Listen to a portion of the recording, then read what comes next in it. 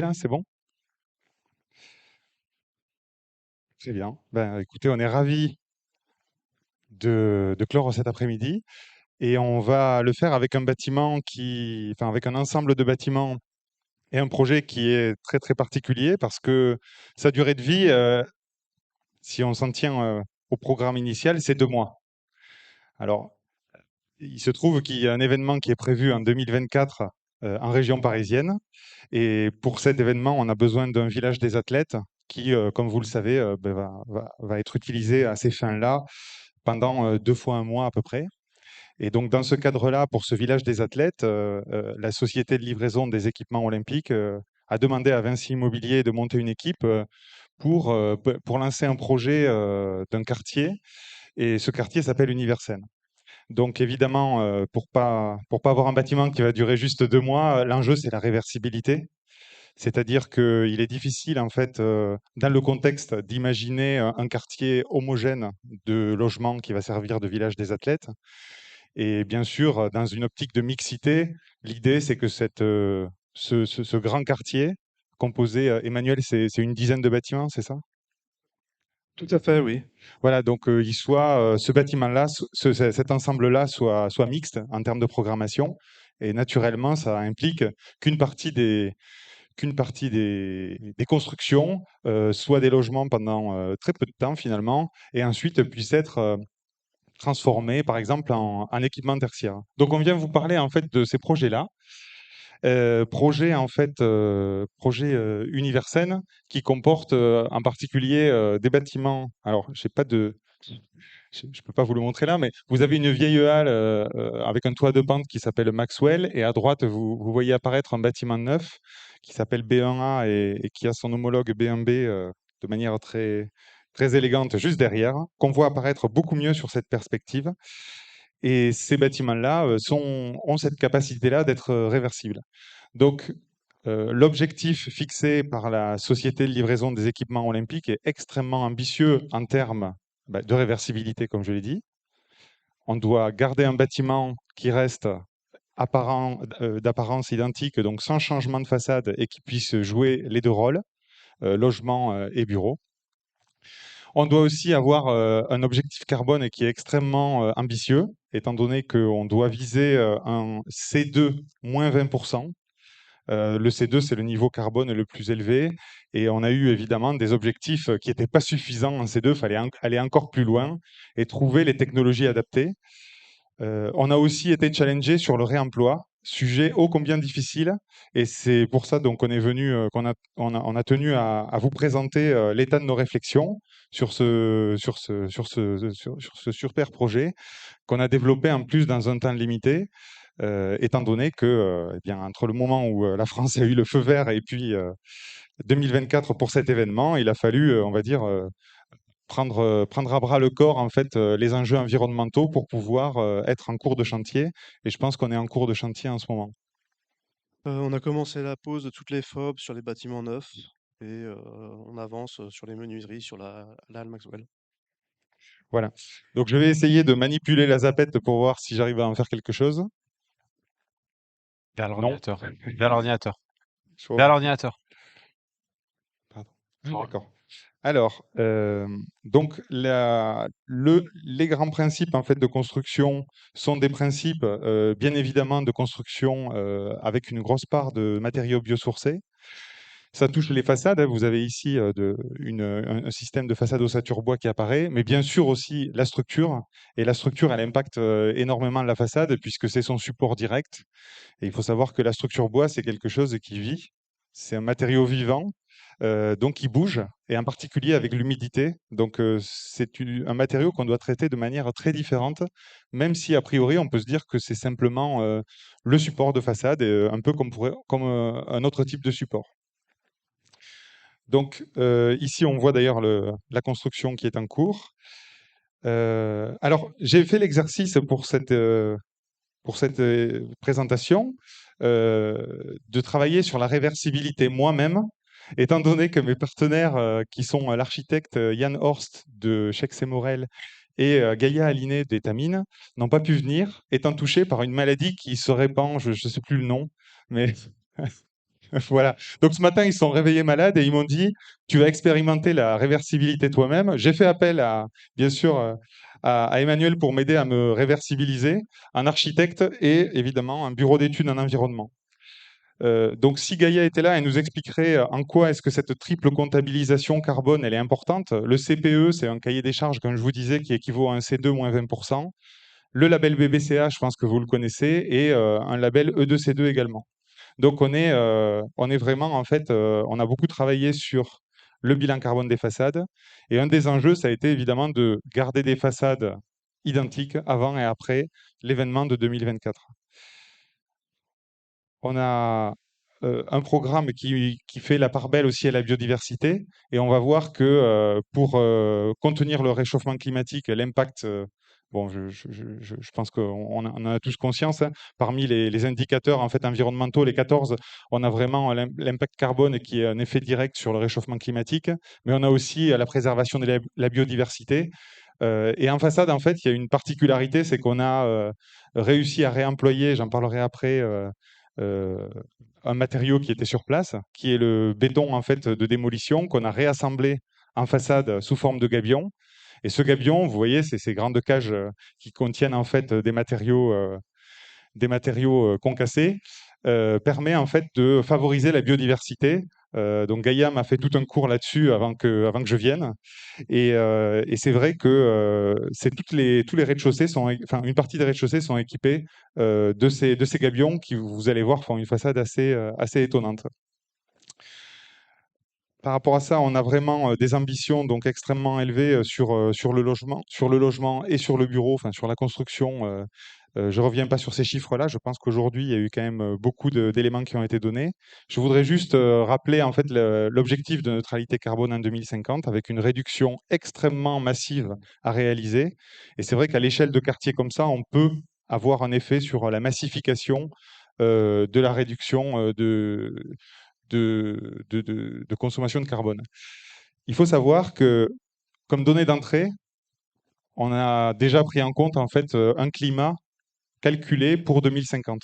Donc, dans ces études-là, eh bien, en fait, l'épisode de samedi dernier était déjà intégré. Il n'était pas connu à l'avance, hein, je vous rassure.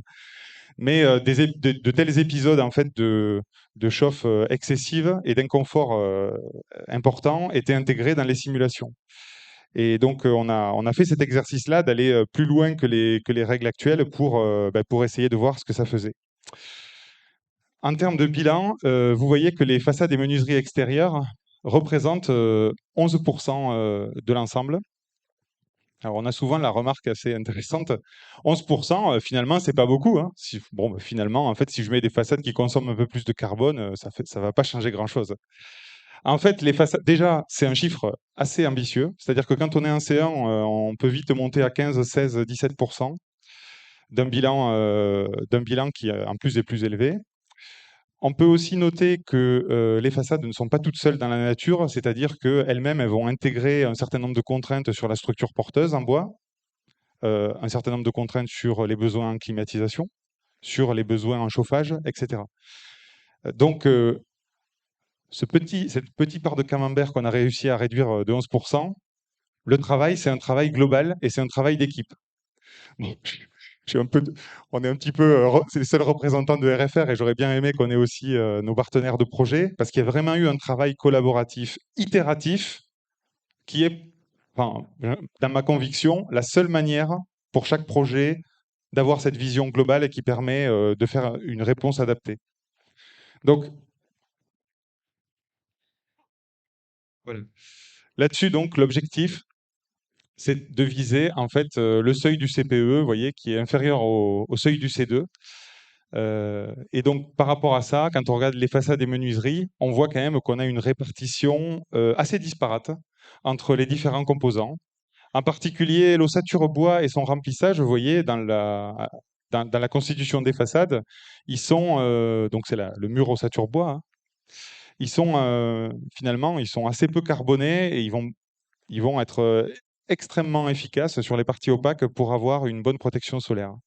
Alors là, j'ai pas souhaité faire une transition gracieuse avec la présentation précédente, mais effectivement, la protection solaire, c'est un élément essentiel aujourd'hui, en particulier parce que les informations qui sont disponibles sont assez fragmentaires, malheureusement. Donc, on ne travaille pas avec des données scientifiques prouvées extrêmement profondes.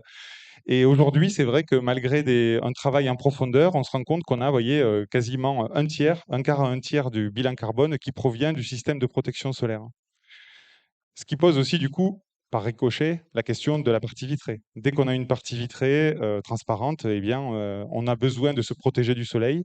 Donc, on va avoir des réflexions qui vont consister à dire, il va falloir essayer de réduire cette partie vitrée.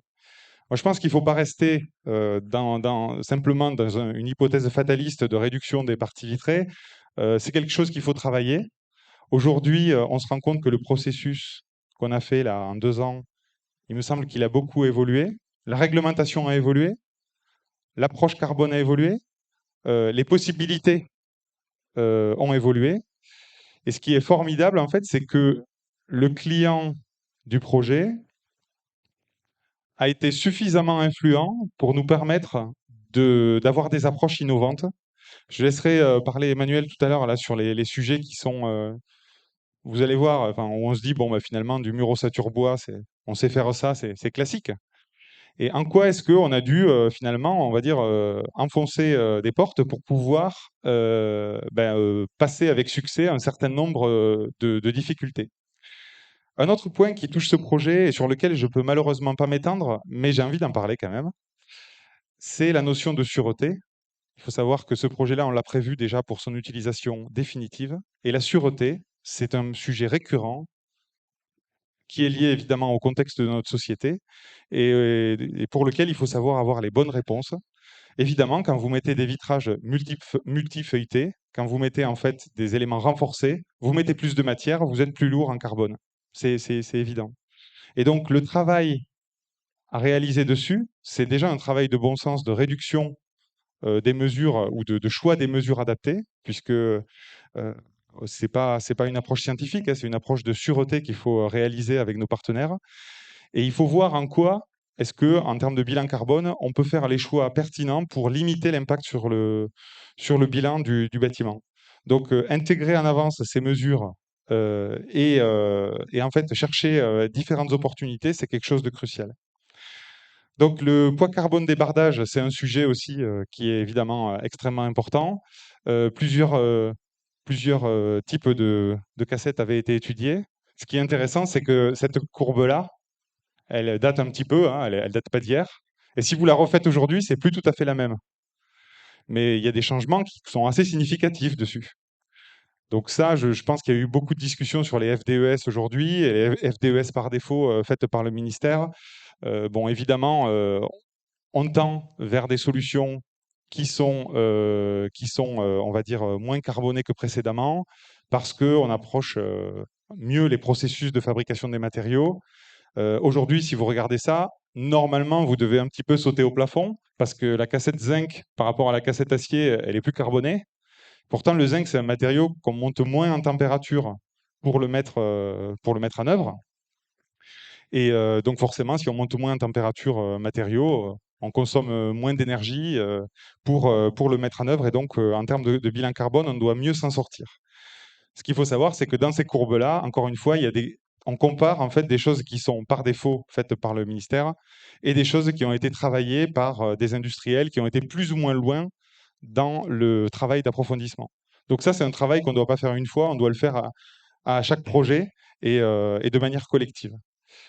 Alors, sur ce projet-là, peut-être Emmanuel, je laisserai Emmanuel vous expliquer en quoi est-ce qu'on a retenu la cassette acier. Il y avait différents, évidemment, facteurs et évidemment pas que le facteur carbone, hein, on fait avant tout de l'architecture. Il y a la notion de réemploi qui me paraît importante, mais j'en ai déjà un petit peu parlé. L'idée que aujourd'hui le réemploi, c'est un domaine qui touche beaucoup la construction, les matériaux intérieurs. Donc évidemment, voilà, tout le monde a entendu parler du faux plancher, je pense, réemployé, qui est un élément à qui on ne demande pas grand-chose en fait pour être réemployé. Les façades, c'est un enjeu beaucoup plus important. On l'a fait. Bon, on va pas dire que c'est la grosse réussite de l'année. On n'a pas réemployé du verre avec la garantie qui va avec. On a réemployé du béton concassé. Bon, ça mérite quand même quelques applaudissements. Bon, c'est gentil, il n'y en avait pas trop, mais il faudra qu'on fasse mieux la prochaine fois. On avait plus sérieusement réfléchi à du réemploi en fait par détournement. Je pense que c'est quelque chose qu'il faut approfondir dans les projets. C'est réutiliser des éléments de façade, mais sans leur demander de jouer un rôle qui nécessite une garantie décennale. Donc par exemple, faire des cloisons vitrées avec des éléments qui sont réutilisés. On avait fait des réunions, visité un super projet de transformation de la gare du Nord, sur laquelle il y a des façades en VEA. VEA, technologie vraiment qui était en bon état, avec des pattes de fixation en inox parfaitement conservées. Bon, le projet ne s'est pas fait, donc ça pose beaucoup de questions sur le réemploi, puisque l'idée c'était de détourner ces façades en simple vitrage en cloison intérieure. Voilà, donc il y a eu quand même pas mal de sujets de réemploi, mais ils n'ont pas tous touché l'enveloppe, loin de là. Donc évidemment, je ne vous parle pas du réemploi des bâtiments et de la réutilisation, mais évidemment, la vieille halle a été un sujet de réemploi important. Alors, je pense que là, c'est la slide, moi, qui m'a le plus passionné dans la préparation de cette présentation qu'on a travaillé avec Etamine. C'est le processus itératif de projet qui a permis d'arriver à une solution que vous présentera Emmanuel et vous voyez, qui a permis de réduire, évidemment, le bilan carbone global par itération et le poids relatif des façades. Oui, bon, ça va de pair, hein. Évidemment, on n'a pas tiré le drap vers nous. Donc, c'est un travail d'ensemble où vous allez voir les différentes évolutions. Donc, on part de 900 kg par mètre carré SDP de carbone. Et en fait, on est passé d'une façade béton à un mur ossature bois, ce qui est quand même évidemment très efficace, surtout quand les façades béton n'apportent pas un rôle structurel extrêmement important. Évidemment, on enlève un voile béton, mais on met autre chose à la place. Le passage d'un isolant en polystyrène à un isolant en laine de roche, surtout que certains isolants ont d'excellentes performances. Alors, on pourra peut-être expliquer pourquoi on n'est pas passé aussi à un isolant biosourcé, parce que la question est légitime. Mon sentiment, c'est qu'il faut avoir le bon matériau au bon endroit. Et par rapport à la situation, la meilleure solution qu'on avait, c'était la laine de roche, qui présente un bilan carbone assez faible, même si ce n'est pas un matériau biosourcé. Le passage du bardage en zinc à un bardage en acier, encore une fois, avec beaucoup d'humilité, on ne dit pas que c'est un choix scientifiquement prouvé, mais c'est un choix administrativement prouvé. Voilà. Malheureusement, on est enfermé dans ces problématiques-là. On ne peut pas faire des bilans carbone dans la nature sur une feuille Excel. On doit avoir des approches qui sont travaillées avec les industriels. Et donc, on invite les industriels dans cette salle à faire avancer le processus pour nous fournir les fiches FDES les plus fiables possibles pour qu'on puisse évaluer le plus précisément possible les impacts carbone. Donc, on a évidemment alors le passage des menuiseries bois en menuiserie bois-aluminium. Là, c'est le même phénomène. On peut se dire, bon, mais le bois, c'est quand même pas si mal que ça. Quand vous êtes en bois, vous avez aujourd'hui pas de fiche FTES. Quand vous êtes en bois aluminium, vous en avez. Enfin, en fait, au moment en fait, du choix, il y avait cette possibilité-là qui était présentée. Euh, Donc aujourd'hui, là par contre, je ne saurais pas dire si les menuiseries bois sont toujours meilleures, comme ça pourrait être intuitif, que des menuiseries mixtes à bois-aluminium, étant donné quand même qu'on a des performances d'étanchéité à l'air qui sont bien meilleures sur des menuiseries mixtes. On a le passage de brise-soleil orientable extérieur en store toile intérieure. Et là, vous voyez que c'est un effet assez notable, en tout cas sur la façade, puisqu'on passe de 17% à 10%. Et vous voyez, on a enlevé 60 kg à peu près de CO2 par mètre carré SDP par ce changement-là. Donc aujourd'hui, les stores toiles ou les brise-soleil extérieurs sont moins durables. Et quand on veut, avec un brin d'honnêteté, évaluer leur niveau de protection solaire et leur durabilité et intégrer ça sur 50 ans, eh bien, ça grève leur performance, d'autant plus que les moteurs doivent être plus puissants sur ces éléments-là que des moteurs intérieurs. Bon, il faut faire quelques pirouettes. Là, Emmanuel m'avait confié qu'il fallait investiguer non seulement en regardant les fiches FDES existantes, mais aller chercher plus loin en décomposant en fait la composition des stores pour pouvoir avoir une approche fiabilisée. Donc, vous voyez que c'est un processus itératif. J'ai pris quelques minutes parce que je pense que c'est intéressant d'en donner les résultats. Ce que je vous propose, c'est que Emmanuel nous présente le travail sur les façades qui ont cette particularité de devoir être des façades de logement et de bureaux. Là aussi, si Yann était là, donc je me transforme en Yann, mais c'est avec beaucoup d'humilité qu'il présente ce projet. C'est pas la solution magique pour faire des logements qui sont des bureaux et inversement. C'est un projet sur lequel on a eu l'occasion de tester cette problématique pour des logements qui vont servir pendant 2 mois. Donc, c'est pas, on va dire, le projet de logement du siècle, parce que c'est un projet qui correspond à des contraintes tout à fait particulières. Mais il faut savoir que pour mener ce type de réflexion, il a fallu intégrer quand même toutes les contraintes techniques de logement et de bureau, c'est-à-dire les contraintes acoustiques, les contraintes feu, peut-être qu'Emmanuel nous en tiendra un mot, sans changement des façades. Et aussi, on n'en parle pas beaucoup, mais l'évacuation de secours dans des logements, il y a beaucoup plus d'escaliers de secours dans du logement que dans du bureau.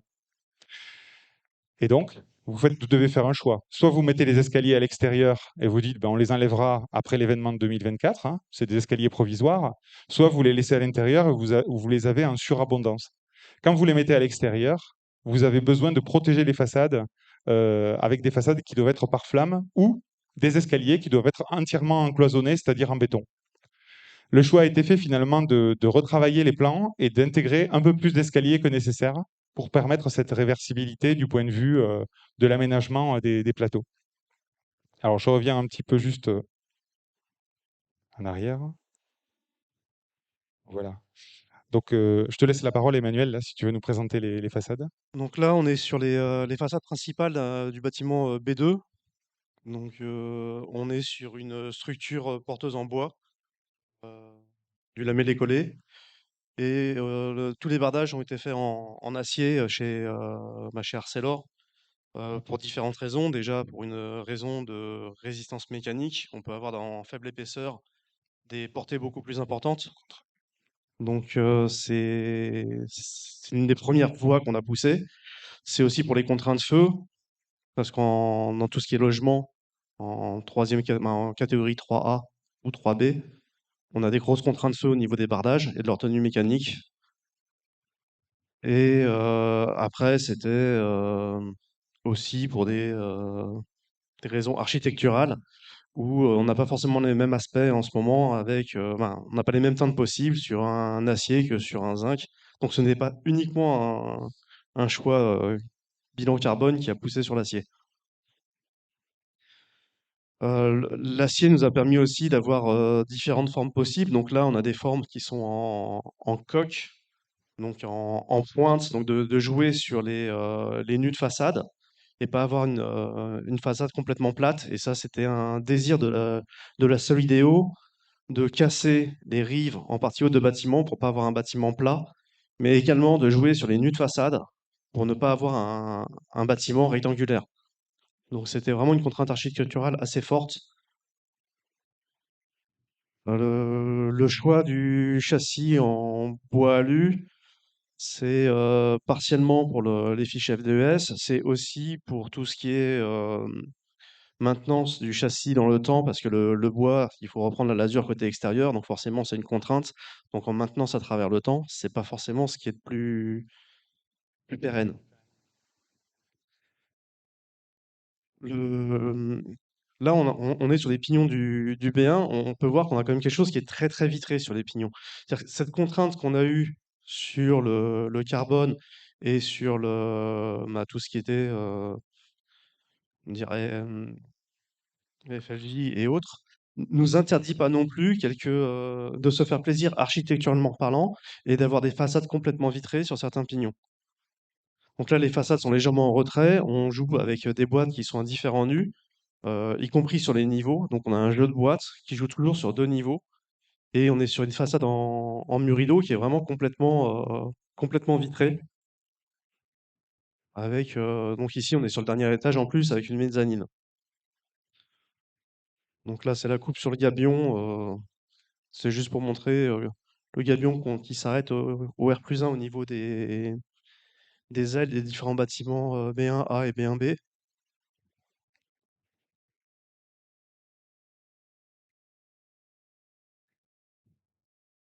Ah, tiens. Alors là, ce qu'on trouvait intéressant à vous dire, c'était le pourcentage de vitrage de transparence des façades. À droite, on est sur 36% de transparence en termes de ratio, qui est plutôt un ratio bas. Et à gauche, en fait, en tenant compte du fait que la partie intermédiaire est vitrée mais n'est pas transparente, eh bien finalement, on n'est pas si haut que ça. On est à 65 ou 66% de ratio de vitrage. Ce qui reste énorme. Oui, ce qui reste quand même assez élevé. Moi, j'avais pensé 80 en regardant, mais on a recalculé ça de manière plus propre par par nous-mêmes. Juste une petite, un petit calcul là, pour vous donner en fait un aperçu quand même de l'impact du bilan, dans le bilan carbone des stores et des protections solaires.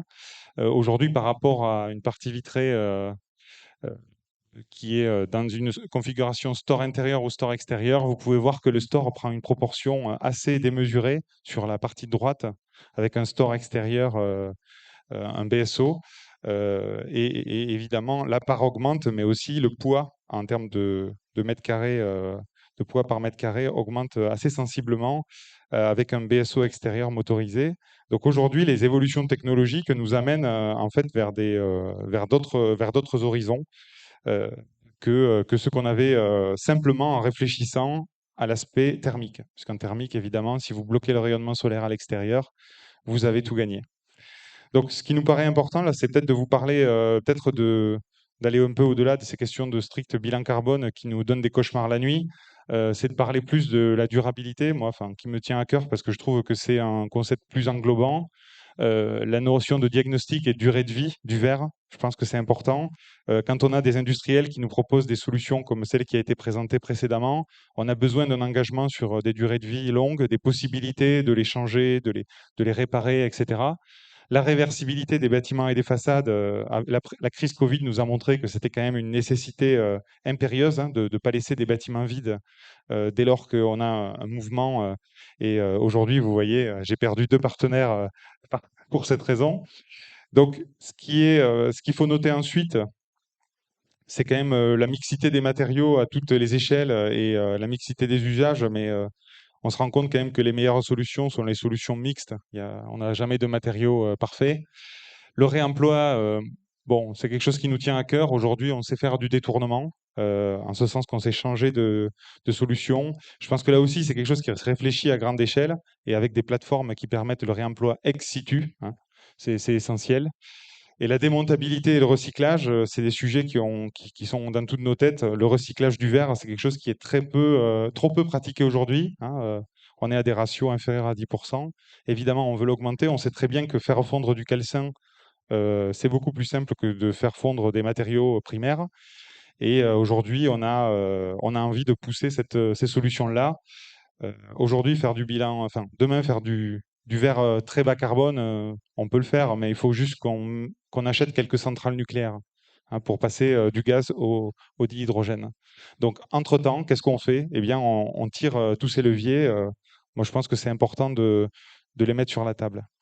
Donc aujourd'hui, la biodiversité, c'est quelque chose qui est important dans ce projet-là. Et évidemment, rétablir des trames vertes avec différents types de végétation, c'est crucial. C'est évidemment pas que ce projet, c'est beaucoup de projets sur lesquels on travaille en ce moment. Donc la trame verte, c'est quelque chose d'essentiel. Je regarde juste le compteur qui se réduit. Et, euh, et donc évidemment, travailler sur la continuité de biodiversité à toutes les échelles, c'est quelque chose qui a été remarquablement travaillé sur le projet. Ça touche certainement les façades. Ensuite, c'est surtout la cinquième façade, les toitures qui sont végétalisées. Si tu veux commenter.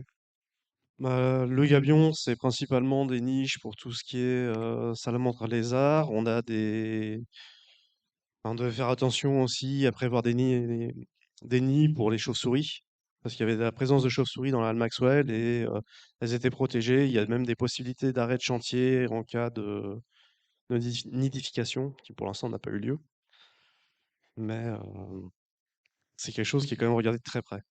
Voilà. Travailler aussi sur la réduction des effets d'îlots de chaleur urbains, en particulier dans un contexte de dérèglement climatique, c'est évidemment essentiel. On sait que ça se travaille à différentes échelles et pas sur les façades, mais pas que. En termes de paysagisme, il y a vraiment un travail important qui a été réalisé également. Et je pense qu'on est arrivé au terme de la présentation. Vas-y, Emmanuel, si tu veux. Niveau paysager, on a essayé de maximiser toutes les terrasses en espaces verts. Donc, tous les espaces qui sont un petit peu plus bas sont aménagés, tous les patios sont aménagés en espaces verts. Et ça a vraiment été comment dire, pas une contrainte, mais un désir autant de la maîtrise d'ouvrage que des architectes de pousser sur ce point. Donc, vous avez vu, enfin, il n'y avait pas de disruption technologique dans ce qu'on a montré. Nous, on pense qu'il faut vraiment axer ça sur un nouveau processus de travail, enfin, un travail, on va dire, itératif, en équipe, de manière extrêmement large. Il faut anticiper les enjeux du projet, hein. Je veux dire, demain, il ne faut pas se rendre compte à la fin du projet qu'on va avoir un preneur qui veut quelque chose de très différent de ce qu'on a fait. Euh, faire évoluer les pratiques. Et aujourd'hui, Emmanuel n'en a pas parlé, mais la notion en fait de mur manteau bois jusqu'à 30 mètres de hauteur, c'est quelque chose qui n'est pas simple, qui n'est pas évident, hein. Aujourd'hui, protéger le pare-pluie, en fait, eh bien, ça nécessite souvent de passer par une ATEX ou un avis de chantier. Donc, travailler ce sujet-là, en fait, pour pouvoir éviter des procédures administratives lourdes et, on va dire, rendre ça de manière beaucoup plus courante, c'est un vrai travail d'équipe. Et je trouve que c'est dans des événements comme ceci qu'on peut partager aussi nos apprentissages humblement, comme je vous le dis, hein. On n'a pas fait les logements du futur et on n'a pas fait non plus des grandes prouesses, mais je pense qu'il y a eu une intelligence collective euh, et un vrai travail d'équipe qui a permis en fait de mettre les bons matériaux aux bons endroits par rapport à un contexte qui était quand même assez contraint sur le projet. Je sais pas, Emmanuel, si tu voulais conclure.